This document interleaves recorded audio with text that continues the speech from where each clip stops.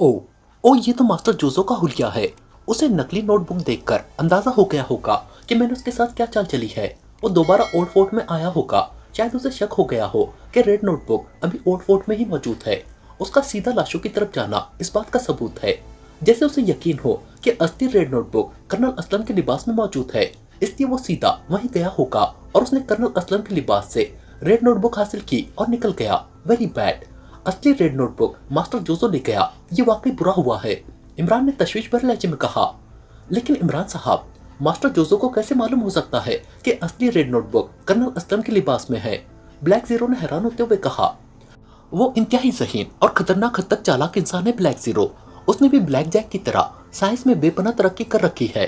जब क्लॉस्टा और उसने ओल्ड फोर्ट पर रेड किया था तो मास्टर जोजो ने यकीनन वहां कोई साइंसी आला छुपा दिया होगा ताकि वो दोबारा ओल्ड फोर्ट में किसी दूसरी इजाद या फार्मूले के हुसूल के लिए काम करना चाहे तो उसे कोई मुश्किल पेश ना आए। जब नकली रेड नोटबुक का उस पर इंकशाफ हुआ होगा तो उसने यकीनन उसी साइंसी आले से दोबारा रेड नोटबुक को तलाश करने की कोशिश की होगी और शायद उसी साइंसी आले की वजह से उन्हें कर्नल असलम की लाश के लिबास में असली रेड नोटबुक नजर आ गई हो। इसलिए वो हेलीकॉप्टर में अपने साथी के साथ वहां पहुंचा होगा और उसने वहां खून खराबा करने की बजाय धुएं के बम फेंककर वहां मौजूद तमाम फौजियों को बेहोश कर दिया। फिर मास्टर जोजो हेलीकॉप्टर से उतरकर ओल्ड फोर्ट में गया होगा।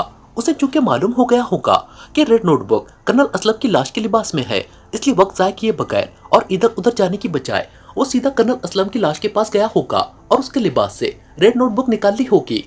जो सूरत हाल तुम्हें कर्नल तारिक ने बताई है, इससे तो इन वाकयात का यही तज्जिया बनता है, इमरान ने कहा। कर्नल तारिक ने उस हेलीकॉप्टर के बारे में तफसीलन बता दिया था। वो 2 सीटर हेलीकॉप्टर था। ऐसे हेलीकॉप्टर अमूमन फिजाई सर्वे के काम आते हैं। वो हेलीकॉप्टर सुपर क्लब के मालिक मास्टर जोजो का ही था और उसमें से जो शख्स निकलकर ओल्ड फोर्ट में गया था उसका जो हुलिया कर्नल तारिक ने बताया था वो मास्टर जोजो का था। ब्लैक जीरो ने कहा। तुमने स्पेशल कंट्रोल टावर से उस हेलीकॉप्टर की लोकेशन वगैरह चेक करवाई थी? इमरान ने पूछा। जी हाँ, वो हेलीकॉप्टर शुमाल में 10 किलोमीटर दूर मुजाफाती इलाके की तरफ जाते देखा गया था। चेकिंग के मुताबिक वो हेलीकॉप्टर एक नई तामीरशुदा कॉलोनी टीएस की एक बड़ी इमारत में उतरा था और फिर फौरन ही वहां से निकल गया था। उसके बाद वो हेलीकॉप्टर मगरिबी किनारे पर मौजूद एक पहाड़ी इलाके की तरफ जाता चेक किया गया था। उसके बाद हेलीकॉप्टर गायब हो गया था। शायद उन लोगों ने उस हेलीकॉप्टर को किसी पहाड़ी इलाके में छुपा दिया था, ब्लैक जीरो ने कहा। जिस इमारत में हेलीकॉप्टर उतरा था उसकी क्या पोजीशन है? इमरान ने पूछा। कंट्रोल टावर से उस इमारत की जो लोकेशन बताई गई थी उसे मैंने नोट करके मास्टर कंप्यूटर में ग्राफ कर लिया है, आप खुद देख ले, ब्लैक जीरो ने कहा और उसने उठकर दाएं तरफ पड़ी हुई एक बड़ी सी मशीन को ऑन किया। उस मशीन पर एक स्क्रीन भी नस्ब थी। ब्लैक जीरो ने मशीन को ऑपरेट करना शुरू किया तो स्क्रीन रोशन हो गई और उस पर आड़ी तिरछी लकीरों का जाल सा बनता चला गया। ब्लैक जीरो जो जो मशीन ऑपरेट करता जा रहा था लकीरें पहल और सिमट रही थी। फिर उन लकीरों का एक नक्शा सा बन गया जिस पर इमारतों और सड़कों को वाज़ह करके उन पर नंबर और नाम लिखे हुए नजर आ रहे थे। ब्लैक जीरो ने मशीन के चंद बटन दबाए तो मेन रोड पर मौजूद एक बड़ी सी इमारत के गिर्द सुर्ख दायरा सा बन गया और फिर वो दायरा उस इमारत के गिर्द स्पार्क करने लगा। यह है वो इमारत जहां हेलीकॉप्टर उतरा था। ब्लैक जीरो ने रेड सर्कल पर उंगली रखते हुए कहा। गुड, इसका मतलब है ब्लैक जैक और क्लॉस्टा इस इमारत में मास्टर जोजो से रेड नोटबुक हासिल करने जरूर आएंगे, इमरान ने कहा। फिर वो जल्दी से उठकर एक और मशीन के पास आ गया। उस मशीन के सामने बैठकर इमरान ने मशीन पर चढ़ा गिलाब उतार दिया। मशीन पर एक काफी बड़ी स्क्रीन नस्ब थी। इमरान ने उस मशीन को ऑपरेट करना शुरू कर दिया। काफी देर तक वो उस मशीन को ऑपरेट करता रहा और फिर उसने मशीन का एक बटन प्रेस किया तो स्क्रीन पर धमाका सा हुआ और फिर अचानक स्क्रीन पर एक नौजवान दिखाई देने लगा जो एक कमरे में, जो कि स्टोर रूम तर्ज का था, दाखिल हो रहा था। ये कौन है? ब्लैक जीरो ने पूछा। ब्लैक जैक, इमरान ने कहा तो ब्लैक जीरो बेख्तियार चौंक पड़ा। ओ, मगर ब्लैक जैक पीटीएस मशीन पर कैसे नजर आ रहा है? क्या आपने उसके लिबास में माइक्रो पीटीएस पिन लगा रखी है? ब्लैक जीरो ने हैरत भरे लहजे में कहा। हाँ, ब्लैक जैक जब फ्लैट में मेरा शिकार खेलने आया था तब मैंने 2 नाली बंदूक से उस पर माइक्रो पीटीएस पिन फायर कर दी थी जिसका ब्लैक जैक को इल्म नहीं हुआ था, इमरान ने कहा। उसके हाथ मुसलसल कंप्यूटराइज मशीन के कीबोर्ड पर चल रहे थे और फिर इमरान ने एक बटन दबाया तो अचानक स्क्रीन पर मौजूद ब्लैक जैक को एक हल्का सा झटका लगा। लो, पीटीएस माइक्रो पिन उसके जिस्म में घुस गई है। अब ये वही करेगा जिसका मैं इसे हुक्म दूंगा, इमरान ने कहा और उसने मशीन का एक और बटन दबाया तो स्क्रीन पर यकलक ब्लैक जैक का चेहरा क्लोजअप में आ गया। ब्लैक जैक की आंखों में जैसे जिंदगी की रमक खत्म हो गई थी। इमरान ने स्क्रीन पर ब्लैक जैक का चेहरा और ज्यादा क्लोज किया। अब स्क्रीन पर सिर्फ ब्लैक जैक का चेहरा ही दिखाई दे रहा था। इमरान ने मशीन के साथ लगा हुआ एक माइक पकड़कर खींचा और उसे मुंह के करीब कर लिया। ब्लैक जैक, क्या तुम मेरी आवाज सुन रहे हो? इमरान ने माइक का एक बटन प्रेस करते हुए कहा तो स्क्रीन पर ब्लैक जैक ने इस्बात में सर हिला दिया। गुड, क्या तुम इस वक्त अपने हेडक्वार्टर में मौजूद हो? इमरान ने पूछा तो ब्लैक जैक ने एक बार फिर सर हिला दिया। क्या ये वही हेडक्वार्टर है जहां तुम गायब होकर शीशे के सुतून में पहुंचे हो? इमरान ने कहा तो जवाब में ब्लैक जैक ने फिर इस्बात में सर हिला दिया। क्या क्लॉस्टर तुम्हारे साथ है? इमरान ने पूछा। इस बार भी ब्लैक जैक ने इस्बात में सर हिलाकर ही जवाब दिया था। और मास्टर जोजो, क्या वो भी तुम्हारे हेडक्वार्टर में है? इमरान ने कहा तो इस मर्तबा ब्लैक जैक ने इनकार में सर हिला दिया। क्या तुम्हें मालूम है कि मास्टर जोजो SSR से असली रेड नोटबुक ले उड़ा है? इमरान ने पूछा तो ब्लैक जैक ने इस बात में सर हिला दिया। क्या मास्टर जोजो ने रेड नोटबुक तुम्हारे या क्लॉस्टर के लिए हासिल की है? इमरान ने पूछा तो ब्लैक जैक ने इनकार में सर हिला दिया। इसका मतलब है कि मास्टर जोजो ने रेड नोटबुक अपने मफाद के लिए हासिल की है। क्या तुम्हें मालूम है कि वो रेड नोटबुक लेकर कहाँ गया है? इमरान ने पूछा तो ब्लैक जैक ने फिर इस बात में सर हिला दिया। तुम स्टोर रूम से असला और दूसरा सामान निकाल रहे हो। लगता है तुम मास्टर जोजो से रेड नोटबुक हासिल करने जा रहे हो। क्या मैं ठीक कह रहा हूँ? इमरान ने कहा तो ब्लैक जैक ने इस बात में सर हिला दिया। गुड, अब तुम एक काम करो, इमरान ने कहा और फिर वो ब्लैक जैक को हिदायत देने लगा, जिसे सुनकर ब्लैक जीरो हैरत भरे अंदाज में इमरान को देखने लगा, जिसे वो समझ न पा रहा हो कि इमरान ब्लैक जैक से ये काम क्यों करवा रहा है। सुनो ब्लैक जैक, मेरी इन हिदायत पर अमल करने के बाद तुम मेरी आवाज और मेरी बताई हुई तमाम बातों को भूल जाओगे और बिल्कुल रूटीन के मुताबिक क्लॉस्ट और मास्टर जोजो के पास जाओगे और अपने अंदाज में काम करोगे। इमरान ने कहा तो ब्लैक जैक ने इस बात में सर हिला दिया। फिर इमरान ने माइक बंद करके मशीन के हुक से लगाया और फिर मशीन के बटन दबाकर ब्लैक जैक के चेहरे का क्लोजअप खत्म कर दिया। अब वो खामोशी से ब्लैक जैक को देख रहे थे। ब्लैक जैक स्टोर की एक अलमारी से कोई चीज लेकर ऑपरेशन रूम की तरफ गया था और फिर वो सीधा उस कमरे की तरफ बढ़ गया जहाँ शीशे का एक बड़ा सा सुतून दिखाई दे रहा था। ब्लैक जैक शीशे के सुतून में दाखिल हुआ और स्टोर रूम से लाई हुई वो चीज जो बेहद बारीक तार थी को सुतून के चारों तरफ लगे हुए हुकों में झुककर लगाने लगा। क्योंकि ये हुक ब्लैक जैक के कद से खासे नीचे थे। ये कोरोना वायर थी जो लोहे की तार थी, मगर बाल से ज्यादा बारीक होने की वजह से आसानी से नजर नहीं आती थी। ये तार अमूमन प्रिंट बनाने के लिए फोटो स्टेट मशीन में इस्तेमाल होती थी। ब्लैक जैक तार को उन हुकों के जरिए एक सिरे से दूसरे सिरे तक लाकर सुतून में एक जाल सा बनाता जा रहा था। जब सारी कोरोना वायर उसने सुतून पर फैला दी तो वो शीशे के सुतून से बाहर आ गया। उसने शीशे के सुतून का दरवाजा बंद किया और फिर दोबारा चलता हुआ स्टोर रूम में आ गया। जैसे ही वो स्टोर रूम में आया, इमरान ने मशीन का एक बटन प्रेस कर दिया। उसी लम्हे ब्लैक जैक को एक झटका सा लगा और फिर वो चौंक कर हैरानी से इधर उधर देखने लगा, जैसे वो हैरान हो रहा हो कि उसके साथ क्या हुआ था। जब उसकी समझ में कुछ न आया तो उसने कंधे उचकाए और अपने काम में मसरूफ हो गया। इमरान ने इत्मीनान भरे अंदाज में मशीन का बटन प्रेस करके मशीन ऑफ कर दी। यह अपने सुतून में कोरोना वायर लगाने के लिए ब्लैक जैक को ट्रांस में लिया था, मगर ब्लैक जीरो ने हैरत भरे लहजे में कहा, बाद में बताऊंगा, पहले कॉफी पिलाओ। इमरान ने कहा। ब्लैक जीरो चंद लम्हे गौर से इमरान की तरफ देखता रहा, फिर वो उठकर किचन की तरफ चला गया और थोड़ी देर में वो कॉफी के 2 मग लिए आ गया। उसने एक मग इमरान को दिया और दूसरा मग लेकर अपनी कुर्सी पर बैठ गया। स्क्रीन पर ब्लैक जैक बदस्तूर दिखाई दे रहा था। इमरान और ब्लैक जीरो गौर से देख रहे थे। अब ब्लैक जैक के साथ क्लॉस्टा भी नजर आ रही थी। वो दोनों बातें कर रहे थे। ब्लैक जैक के चेहरे पर ऐसा कोई तासुर नहीं था जिससे उसे शक होता कि वो अभी चंद लम्हे कब्ल इमरान की ट्रांस में रह चुका है। थोड़ी देर में वो दोनों अपने बेशुमार मुसल्लह साथियों के साथ हेडक्वार्टर से निकलते दिखाई दिए। शायद वो मास्टर जोजो की तरफ जा रहे थे। यहाँ तक कि उन्होंने ब्लैक जैक और क्लॉस्टा को एक हवेली नुमा इमारत के पास जाते देखा। फिर तमाम मुसल्लह अफराद ने हवेली नुमा इमारत को चारों तरफ से घेर लिया था। अब आपका क्या प्रोग्राम है? ब्लैक जीरो ने कहा। शादी भी होगी और त्योहारें भी बटेंगे, इमरान ने मुस्कुराते हुए कहा तो ब्लैक जीरो बेख्तियार मुस्कुरा दिया। सफदर तो अस्पताल में है, इसका मतलब है आप उन पर बाकी मेंबरों के साथ रेड करेंगे, ब्लैक जीरो ने कहा।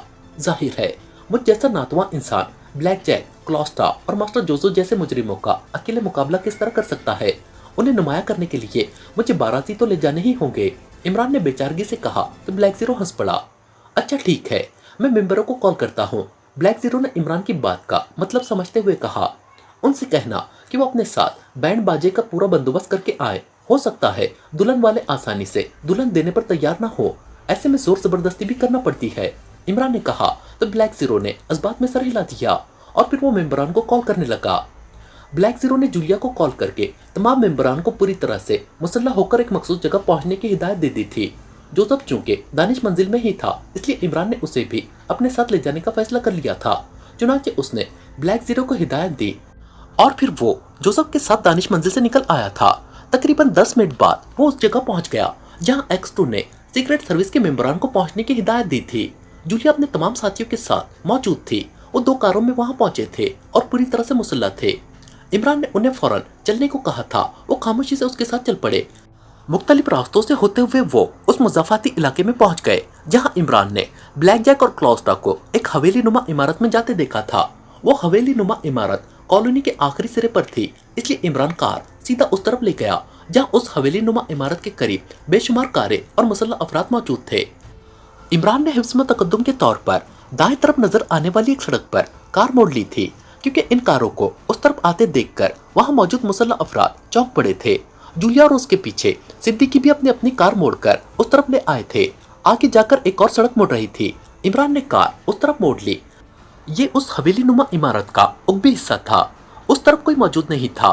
वहां खाली प्लॉट्स और साइडों पर दरख्त मौजूद थे, जिन्हें देखकर इमरान की आंखों में चमक सी आ गई थी।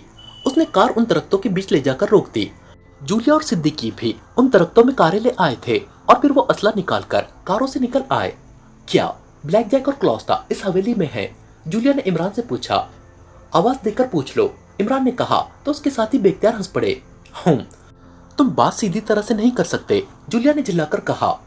सीधी बात करने के लिए मुझे सीधा होना पड़ेगा, और सीधा साधा इस दौर में सिर्फ बीवी का गुलाम यानी शोहर ही हो सकता है। अब तुम खुद ही सोच लो, इमरान ने कहा तो जूलिया का रंग यकलक मुतगय्यर हो गया। इमरान साहब, दूसरी तरफ बेशुमार मुसल्लह अफराद मौजूद हैं। अंदर से भी खटपट की आवाजें आ रही हैं। ऐसा लग रहा है जैसे 2 मुखालिफ ग्रुप आपस में लड़ रहे हों। अंदर शदीद फायरिंग हो रही है। गो की आवाज बेहद धीमी है। शायद उन लोगों ने अपनी गनों पर साइलेंसर फिट कर रखे हैं, लेकिन बहरहाल मैं इन आवाजों को पहचानता हूँ।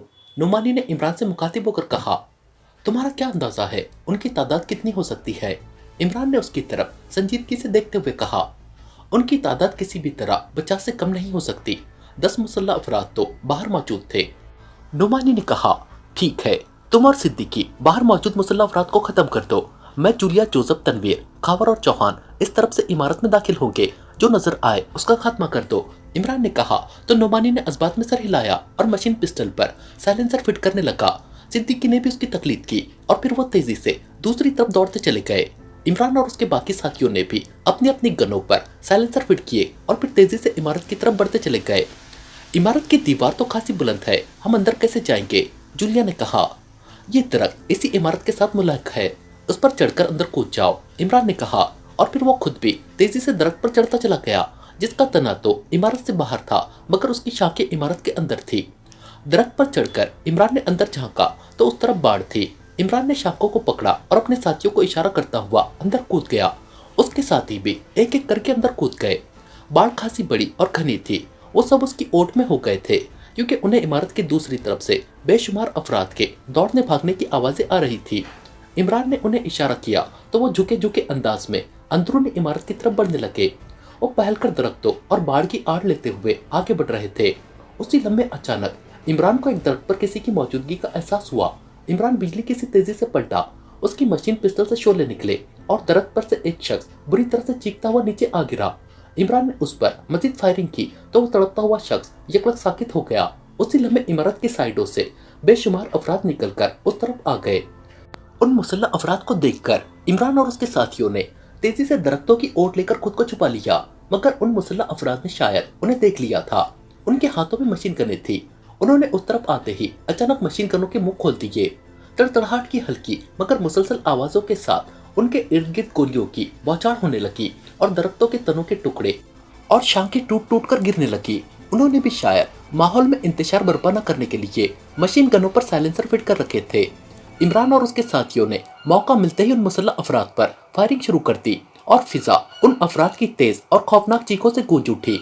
उन हमला आवारों को हलाक करके वो तेजी से सामने की तरफ भाग पड़े और फिर इमारत की दूसरी तरफ आते ही उनका सामना बेशुमार मुसल्लह अफराद से हो गया और फिर उनमें और हमला आवारों में जैसे जबरदस्त थन गई हो। सनसनाती हुई गोलियां उनके इर्द गिर्द से गुजर रही थी और वो दुश्मनों पर जवाबी फायरिंग कर रहे थे।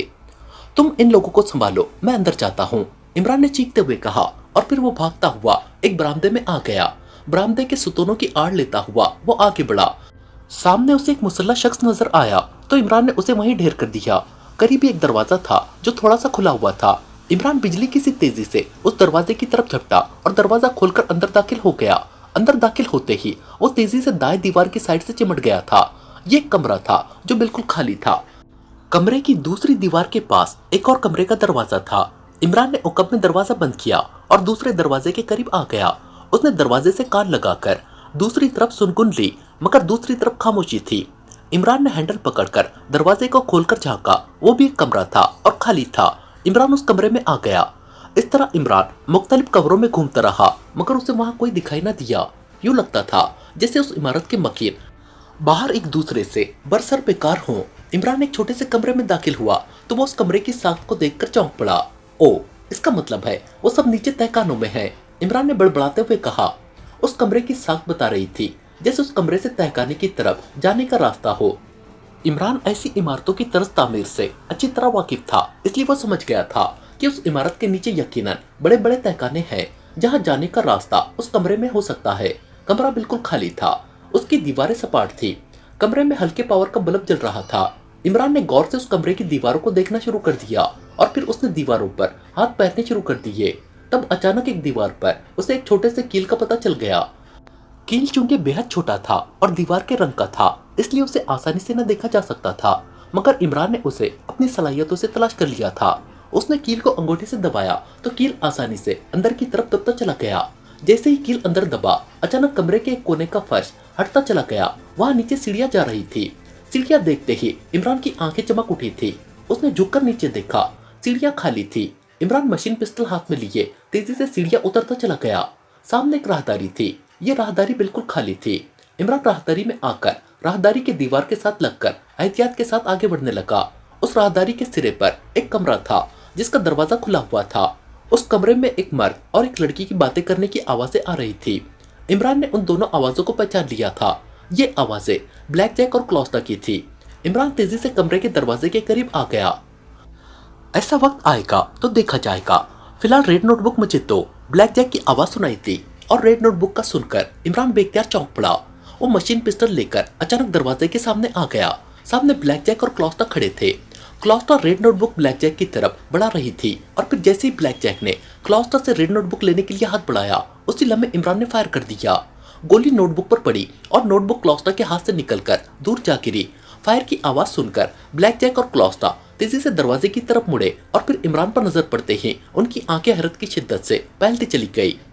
Hello Black Jack, hello Closta, Imran ने उन दोनों की तरफ देखकर मासूम से लहजे में कहा। उसी लम्हे अचानक क्लॉस्टा तेजी से हरकत में आई। इससे पहले कि इमरान और ब्लैक जैक कुछ समझते, अचानक क्लॉस्टा ने झपटकर ब्लैक जैक के हाथ से रिमोट कंट्रोल छीन लिया और उसने रिमोट कंट्रोल को पूरी कुव्वत से एक दीवार पर खींच मारा। दीवार से टकराते ही रिमोट कंट्रोल टुकड़े टुकड़े होकर जमीन पर बिखरता चला गया। ओ, ये तुमने क्या किया? ब्लैक जैक ने कुर्राते हुए कहा। वही जो मुझे करना चाहिए था, क्लॉस्टा ने इत्मीनान भरे लहजे में कहा। रिमोट कंट्रोल को तोड़कर उसके चेहरे पर इत्मीनान सा फैल गया था। क्या तुम समझती हो मेरे पास यही एक रिमोट कंट्रोल था? ब्लैक जैक ने कहा। दूसरे रिमोट कंट्रोल तक पहुंचने का मैं तुम्हें मौका ही नहीं दूंगी, क्लॉस्टा ने गुर्राकर कहा और फिर अचानक उसकी लात चली और ब्लैक जैक उछलकर दूर जा गिरा। उसके हलक से बेख्तियार चीख निकल गई थी। इससे पहले कि वो उठता, क्लॉस्टा ने एक लंबी छलांग लगाई और उड़ती हुई ब्लैक जैक के करीब आ गई। उसने ब्लैक जैक के पहलू में लात मारी तो ब्लैक जैक का जिस्म उछला और रोल होता हुआ दूसरी तरफ जा गिरा। क्लॉस्टा ने एक बार फिर उसे टांग मारनी चाहिए, लेकिन उसी लम्हे ब्लैक जैक ने अपने जिस्म को समेट लिया। साथ ही उसने अपने जिस्म को घुमाया और उसकी टांगे क्लॉस्टा की टांगों से टकरा गई। क्लॉस्टा को एक झटका लगा और वो उछलकर फर्श पर आ गिरी, मगर उसने उठने में एक लम्हे की भी देर नहीं लगाई थी। ब्लैक जैक भी उसे गिराकर तेजी से उठकर खड़ा हो गया था और वो दोनों एक दूसरे के मद मुकाबिल खड़े होकर एक दूसरे को गजबनाक निगाहों से घूरने लगे। उनका अंदाज ऐसा था जैसे वो इमरान की मौजूदगी को कतई तौर पर फरामोश कर बैठे हों और इमरान उन दोनों की जानिब हुक्कों की तरह आंखें फाड़े देख रहा था। तुम दोनों सचमुच लड़ रहे हो या मुझे अहमक बनाने की कोशिश कर रहे हो? इमरान ने उनको अपनी मौजूदगी का एहसास दिलाते हुए कहा। बको मत, चुपचाप अपनी जगह पर खड़े रहो इमरान, तुमसे मैं बाद में निपटूंगी, पहले मुझे ब्लैक जैक से निपटने दो। ये मक्कार और धोखेबाज इंसान है। इसने मुझे धोखा दिया है और क्लॉस्टा धोखा देने वाले इंसान को कभी माफ नहीं करती। क्लॉस्टा ने गुर्राते हुए कहा, अरे बाप रे, तुम दोनों तो बेहद गुस्से में मालूम हो रहे हो। अगर तुम दोनों का फ्री स्टाइल लड़ने का इरादा है तो क्या मैं तुम दोनों को लड़ते हुए देखने के लिए सोफे पर बैठ जाऊं? इमरान ने क्लॉस्टा की तरफ देखते हुए कहा, बैठ जाओ। क्लॉस्टा ने कहा तो इमरान कदम बढ़ाता हुआ सोफे के करीब आ गया और उस पर बड़े इत्मीनान से बैठकर ब्लैक जैक और क्लॉस्टा की तरफ देखने लगा।